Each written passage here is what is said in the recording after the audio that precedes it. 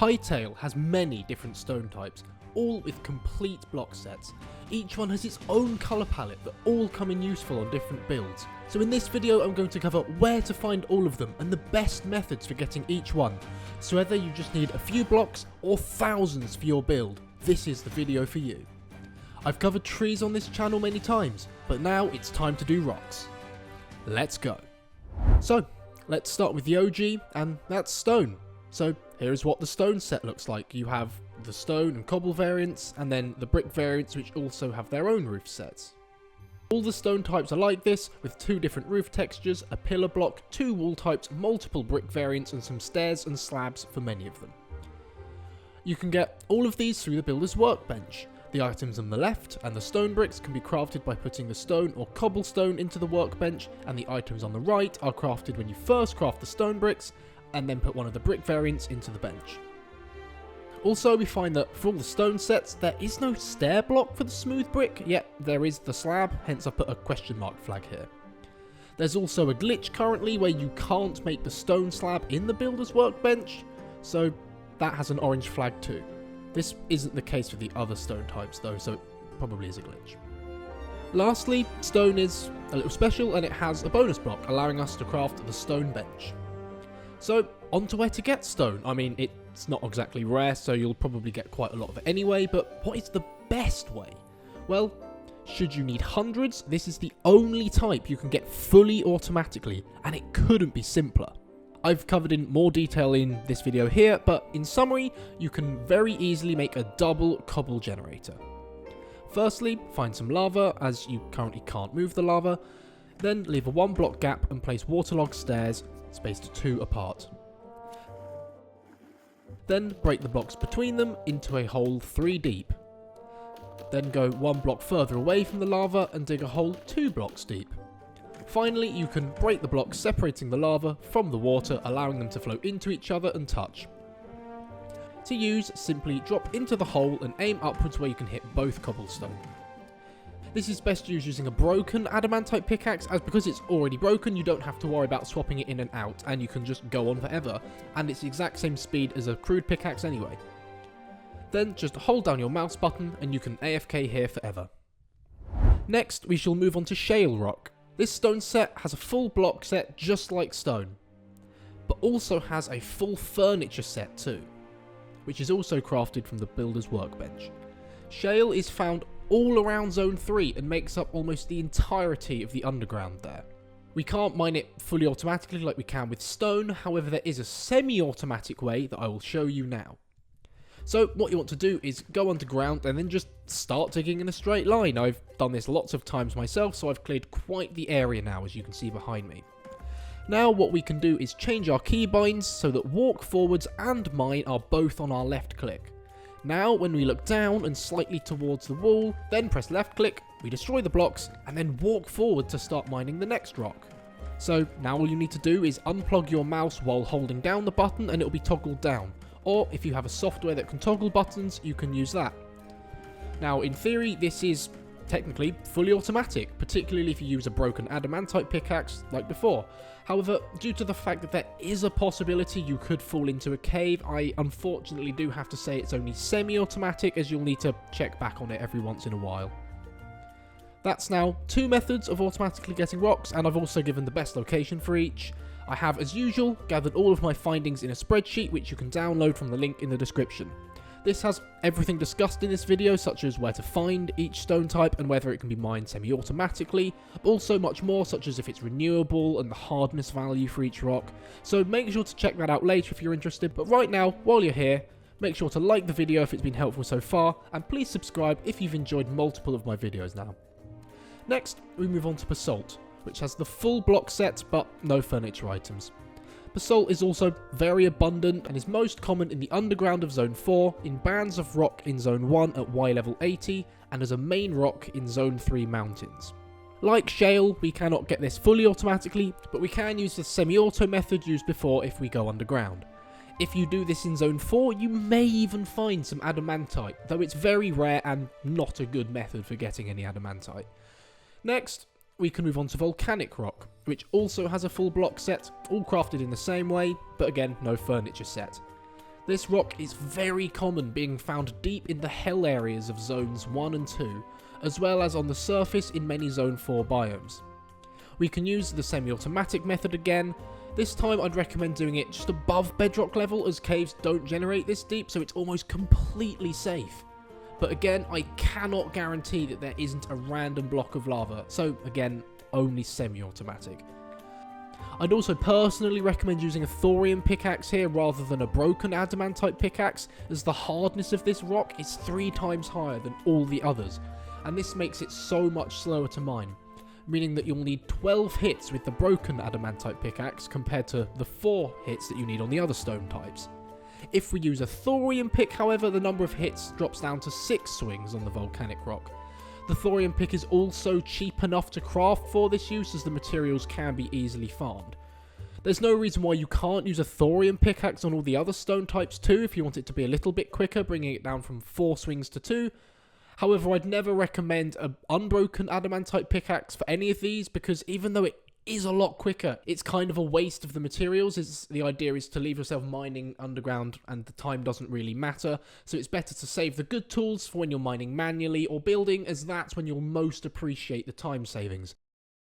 Next, we move on to Slate, which has the full block set and looks like this. Slate is found in the pillars in the Azure biome, as well as in the cliff walls in the Zone 4 White Ash biome.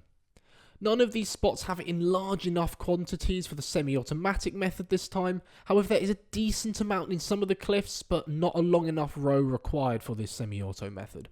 The largest patches are if you can find this structure here, in which case the slate rock underneath is solid and you can possibly do the semi-auto method. There is one even better spot if you can find an area in Zone 3 underground, where there is a band of slate rock. You'll definitely be able to use the semi-auto method. This band generates at Y level 98 odd, but it's only in certain areas around Zone 3, so you're best to try and find one in a cave, but once you have found a band, it'll be plenty big enough. Now, for the darkest of all the stone types so far, Cooled Magma. Cooled Magma has the usual block set and no furniture set. However, just like with stone, we have the same bug where we can't craft the slab in the builder's workbench. We also can't get cobblestone. When you mine it, you get stone, but you can get the cobble stairs and slabs in the builder's workbench. So if you really want the cobble block, you can use 2 cobble slabs instead. But as a bonus, we do have an extra brick variant, which is pretty cool. Cooled magma can be generated by pouring water over lava source blocks. However, as we currently can't generate more lava, this means it's not renewable. So the best method to get this is to find these giant areas of Zone 4 that are completely dark on the map. There's thousands of blocks here, and you can use the semi-automatic method as it is sufficiently deep. We've worked darker, now let's work lighter through the stone types. The next lightest after stone is Calcite, which has a full block set but no furniture set. For some reason we don't have Calcite cobble slab in the builder's workbench. Again, this is probably just a bug. Calcite generates in spherical clumps in shallow water, including rarely in rivers, but most commonly in the shallow waters off the coast of zones 1, 2 and 3. The clumps are too small for the semi-auto method, so you'll have to mine all your calcite manually. But the clumps do always have gold in the middle too, so this is also a pretty good way to get gold. So here I am mining this one out, and it's worth trying to create an air pocket like I've done here, or otherwise you'll need to keep resurfacing to prevent drowning, which is quite annoying. I got multiple stacks just from one patch, so you don't need to find too many of these. Moving one shade lighter, we get to marble, which has the usual full set of blocks, as well as additional furniture, although the sign is missing in this case. Marble is found in the cliffs and mountains of Zone 1 and in the foundations of forgotten temples. The mountains and cliffs have marble layers about 3 or 4 blocks thick, and the Forgotten Temple foundations are one solid pillar going pretty deep. Both are reasonably good sources, but neither are large enough for the semi-automatic method, so again, this is one you'll need to get manually. Now onto the lightest stone, and that's chalk, and it has a full block set, but for some reason again we can't get cobblestone, only the stairs and slabs, so for now you'll just have to use 2 slabs. Again, probably just a bug. Chalk also generates in Zone 1 cliffs and mountains, and looks almost identical to the marble from afar. Then they are often in clumps next to each other. So just like with marble, this one can't be mined semi-automatically either, so manual mining it is.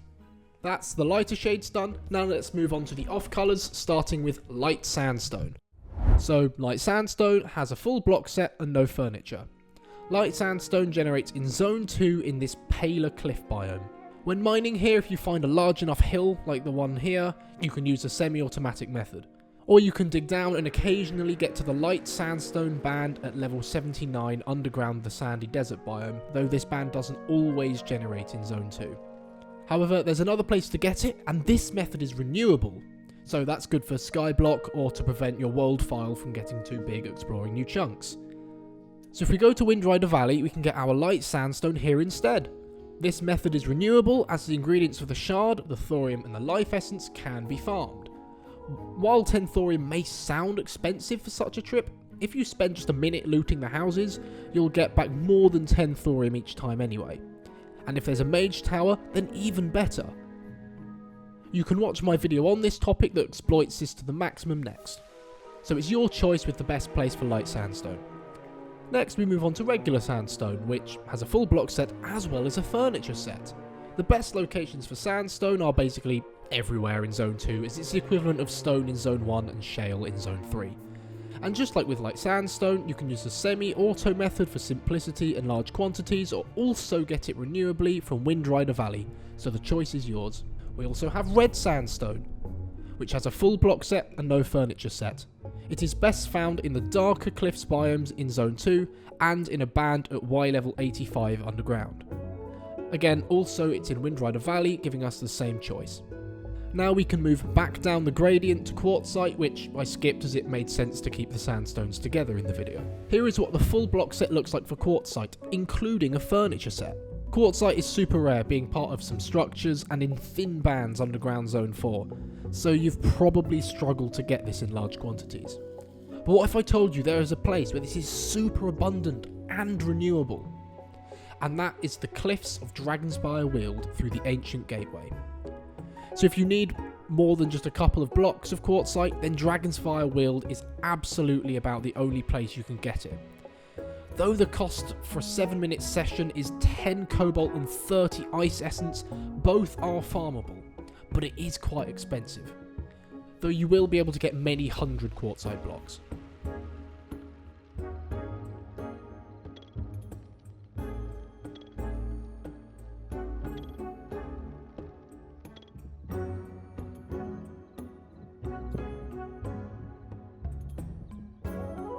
Now at this point in the video you may have noticed the green outline around the patches of stone. This means that these block sets are fully available in exploration mode, with the exception of the odd block that's missing or uncraftable due to bugs.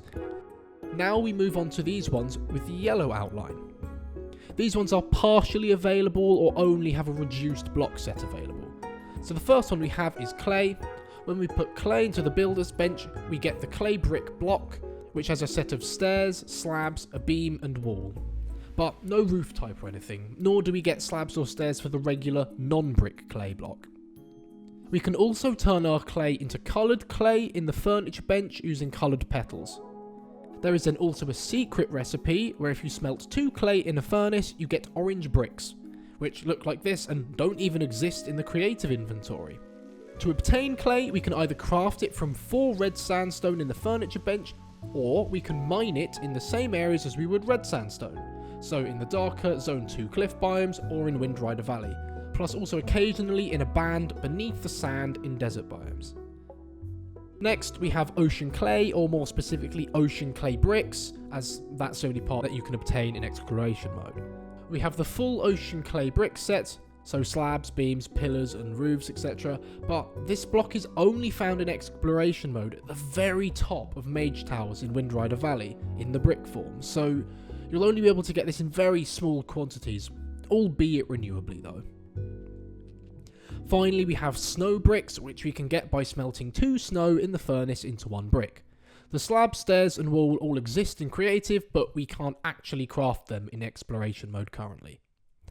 Awesome, now we can move on to the red outlines, and these are the rocks with major block sets that are fully unobtainable currently in Hytale's exploration mode. I won't spend too long on these as well, you can't get them, so there's not much point, but there are a couple of mods out there that do make them obtainable. So the first one is Aquastone, and this one does have a full block set. Not that you can obtain the Aquastone required to craft any of it though. Next we have Ledgestone, which doesn't have a full set. Nor does the next stone type, which is Peachstone. Runic Stone comes in a few options, different colour options, etc., but none of them are obtainable and none with a full block set. And finally we have Limestone, which does have a full set and is sadly unobtainable as well. If I were to guess though, I'd imagine that this one will be added to the game first, probably with World Gen V2. And with that, I've covered every stone type in Hytale, where to find them, the best method for gathering each one, and even what each block in the set looks like. So thank you very much for watching all the way to the end, and please do leave a like if you've enjoyed or found the video helpful. Next time I'll be back in my exploration world, experimenting with more build techniques in my cyberpunk dystopian city.